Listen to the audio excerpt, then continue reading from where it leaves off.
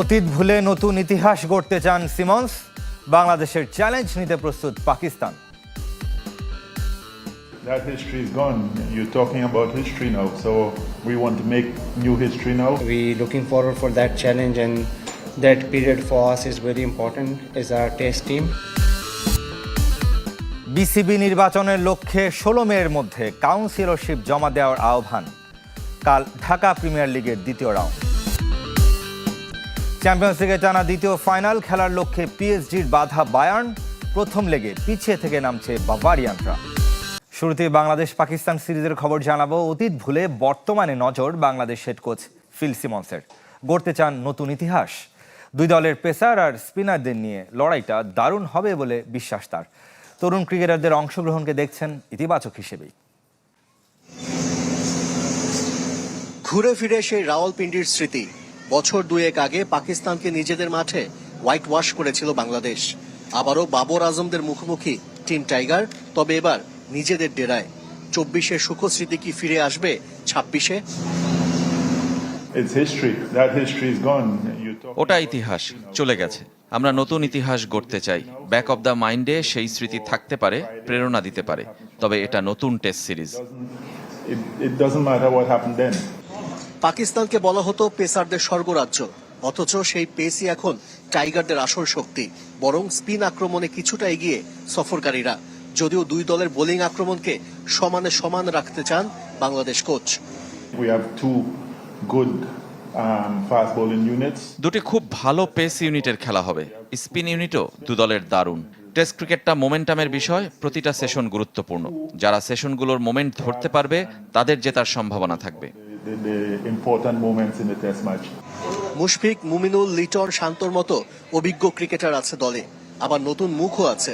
তানজিদ তামিম আর অমিত হাসানের অন্তর্ভুক্তিকে স্বাগত জানিয়েছেন ফিল সিমন্স। ইঙ্গিত দিলেন অন্তত একজনের অভিষেকের।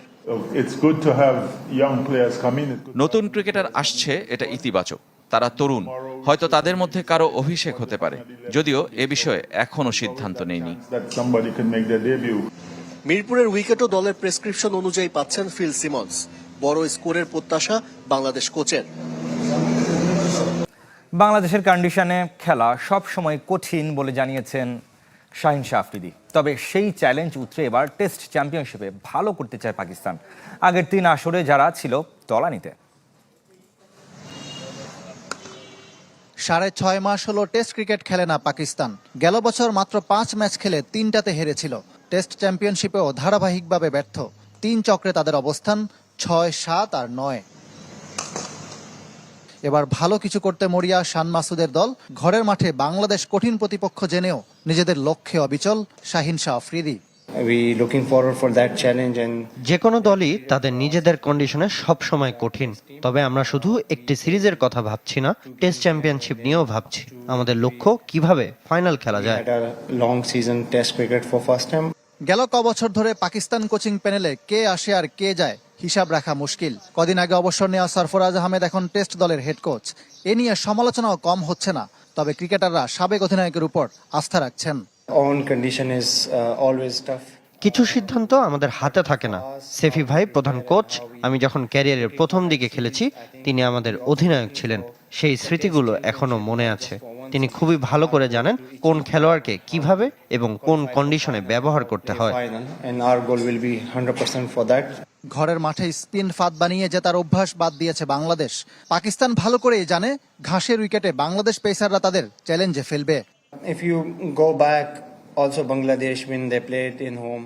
আপনি যদি অতীতে ফিরে যান, বাংলাদেশ তখন নিজেদের মাটিতে সব সময় স্পিন ট্র্যাক বানাতো। এখন এখানে সবুজ পিচ। আমাদের বোলাররা এই চ্যালেঞ্জের জন্য প্রস্তুত। Of course, we played in home, and we have to use that. গত টেস্ট চ্যাম্পিয়নশিপে পাকিস্তানকে তাদের মাটিতে হোয়াইট ওয়াশ করেছিল বাংলাদেশ। সাদা বলেও টাইগারদের বিপক্ষে সাম্প্রতিক পারফরমেন্স ভালো নয়। তবে অতীত ভুলে নতুন দিনের অপেক্ষায় পাকিস্তান। এদিকে নির্বাচনের পথে আরও এক ধাপ এগিয়ে গেল বিসিবি। 192 অ্যাসোসিয়েশন, ক্লাব, সংস্থা এবং সংগঠন চূড়ান্ত করেছে ক্রিকেট বোর্ড। অ্যাডহক কমিটির 4র্থ সভায় আজ এই তালিকা চূড়ান্ত করা হয়েছে। 16 মের মধ্যে কাউন্সিলরের নাম জমা দিতে হবে। জুনের প্রথম সপ্তাহে নির্বাচন দিতে চায় বিসিবি। এছাড়াও 64 জেলায় কোচ নিয়োগের জন্য একটি কমিটি গঠনের সিদ্ধান্ত নেওয়া হয়েছে। 30 এপ্রিল মেয়াদ শেষ হয়ে যাওয়া আম্পায়ার এবং ম্যাচ রেফারিদের চুক্তিও বাড়ানো হবে।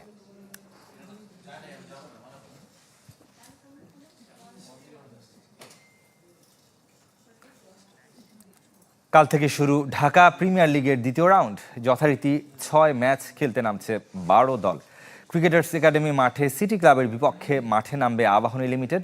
বসুন্ধরা ক্রিকেট গ্রাউন্ডে মুখোমুখি হবে মোহামেডান ব্রাদার্স।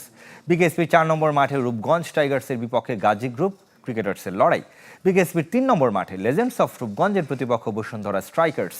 এছাড়াও ইউল্যাব মাঠে Prime Bank Gulshan Cricket Club আর পিকেএসপিতে অগ্রণী ব্যাংক ঢাকা লেপার্ডস মুখোমুখি হবে। সবগুলো ম্যাচ শুরু হবে সকাল 9টায়। দ্বিতীয় রাউন্ডে আবাহনী ঘুরে দাঁড়ানোর লড়াই। প্রথম ম্যাচে নবাগত ঢাকা লেপার্ডসের কাছে হেরে অঘটনের শিকার ডিফেন্ডিং চ্যাম্পিয়নরা। সিঙ্গেল লেগের আসর বলে শিরোপার রেসে থাকতে সিটি ক্লাবের বিপক্ষে জয় প্রয়োজন আকাশী নীলদের, যারা হেরেছে মোহামেডানের কাছে।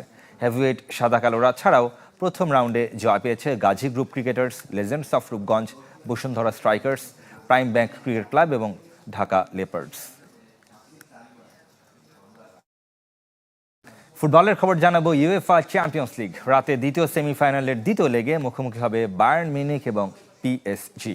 রাত 1টায় আলিয়াঞ্জ অ্যারেনায় বর্তমান চ্যাম্পিয়নদের আতিথ্য জানাবে বাভারিয়ানরা। 2020 সালের পর আবারও ফাইনালে ওঠার লক্ষ্য জার্মান জায়ান্টের। আর ব্যাক টু ব্যাক ফাইনাল নিশ্চিত করতে চায় Paris Saint Germain. Parc des প্রাসের গোল বন্যার ম্যাচটি অনেকের মতোই ছিল চ্যাম্পিয়ন্স লিগ ইতিহাসের অন্যতম সেরা match.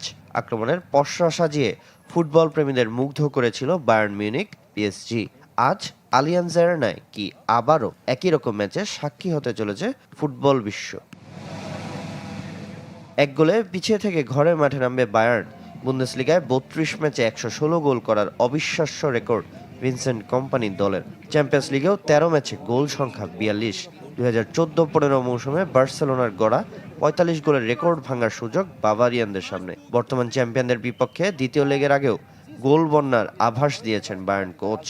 Ich weiß nicht, wenn wir vier Tore schießen, dass es vielleicht 4-0 ist, aber আমরা চলতি মৌসুমে সবচেয়ে বেশি ম্যাচ জেতা এবং বেশি গোল করা দল হিসেবে এই ম্যাচে মাঠে নামবো। সবাই আত্মবিশ্বাসী যে ফাইনাল নিশ্চিত করতে পারবো। die wollen wahrscheinlich, wenn die 5 Tore schießen, wollen die auch zu 5-0 gewinnen, aber দলে কোনো ইনজুরি জটিলতা নেই।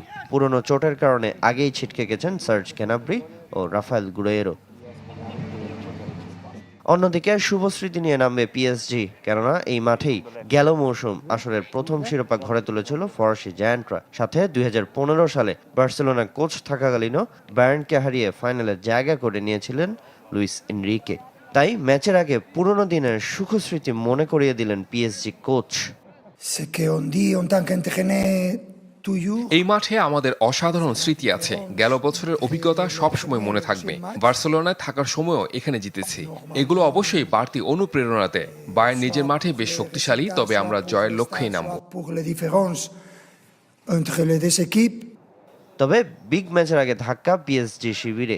হ্যামস্ট্রিং ইনজুরিতে খেলবেন না Moroccan right back Ashraf Hakimi, তার জায়গায় খেলবেন ওয়ারেন জাইরে মেরি। সাথে হাতের চোটের কারণে নেই গোলরক্ষক লুকাস শেভেলিয়েরো। এ আসরে চলতি মৌসুমে 13 ম্যাচে 43 গোল প্যারিস সান জার্মেইর, হাতছানি এক মৌসুমে সর্বাধিক গোলের রেকর্ড গড়ার।